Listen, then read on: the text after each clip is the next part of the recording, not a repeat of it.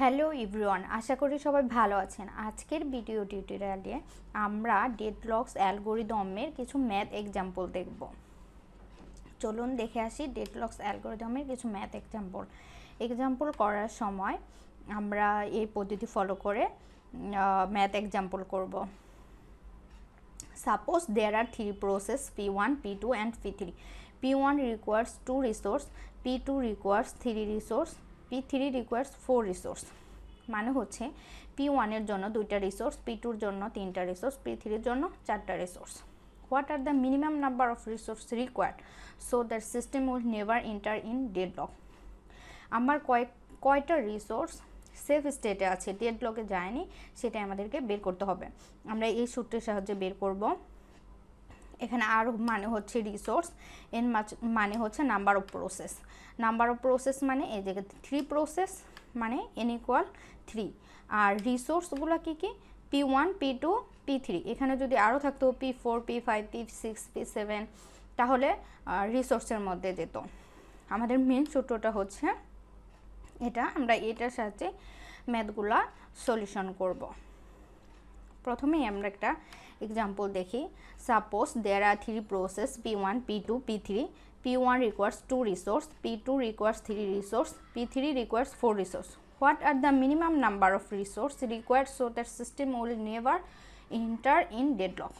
তাহলে আমরা কি n মানে নাম্বার অফ প্রসেস কতগুলো? 3টা। আর মানে হচ্ছে P1, P2, P3।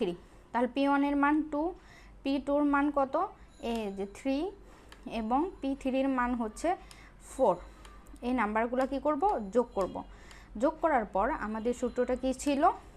R I minus n plus 1। I এখানে কিছুই না, এখানে আর এর মান হচ্ছে n, n এর 9, n এর মান হচ্ছে 3 প্লাস 1, তো যোগ বিয়োগ করে 7। তার মানে 7টা রিসোর্স আমাদের কি সেফ স্টেটে আছে। আমরা আরেকটা এক্সাম্পল দেখি। এখানে আমাদের রিসোর্স আছে 5 প্রসেস। P1 এর জন্য আছে 4, P2 এর জন্য 3, P3 এর জন্য 2, P4 এর জন্য 9, P5 এর জন্য 8। আর কতগুলো আমাদের সেফ স্টেটে আছে এবং ডেডলকে যায়নি সেটা আমাদের বের করতে হবে।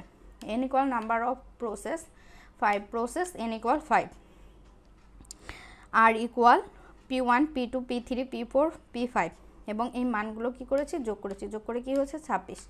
Minimum number of resource required, আর মানে কত? 26 বসিয়ে দিয়েছি। n মানে হচ্ছে 5 প্লাস 1, যোগ বিয়োগ করে এটা হয় 22টা আমাদের সেফ স্টেটে আছে। আমরা আরেকটা এক্সাম্পল দেখি, কোশ্চেন 3। সেটা হচ্ছে suppose each process needs 5 units of resource and total number of resource are 15. What are the maximum number of process should run in safe state? তার মানে ম্যাক্সিমাম নাম্বার অফ প্রসেসটা বের করতে হবে। তার মানে এখানে n এর মানটা বের করতে হবে। n ইকুয়াল কি? নাম্বার অফ প্রসেস এবং নিডস 5 ইউনিটস, এটার মান হচ্ছে আর এর মানটা। আর টোটাল নাম্বার অফ রিসোর্স 15, এটার মান হচ্ছে আর টোটাল নাম্বার অফ প্রসেস।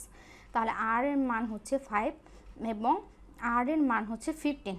আমরা এই সূত্রের সাহায্যে বসিয়ে করব আর মাইনাস 1, তার মানে হচ্ছে 5 মাইনাস 1 ইন্টু n এর মানটা আমাদেরকে বের করতে হবে প্লাস 1, আর এর মান হচ্ছে 15।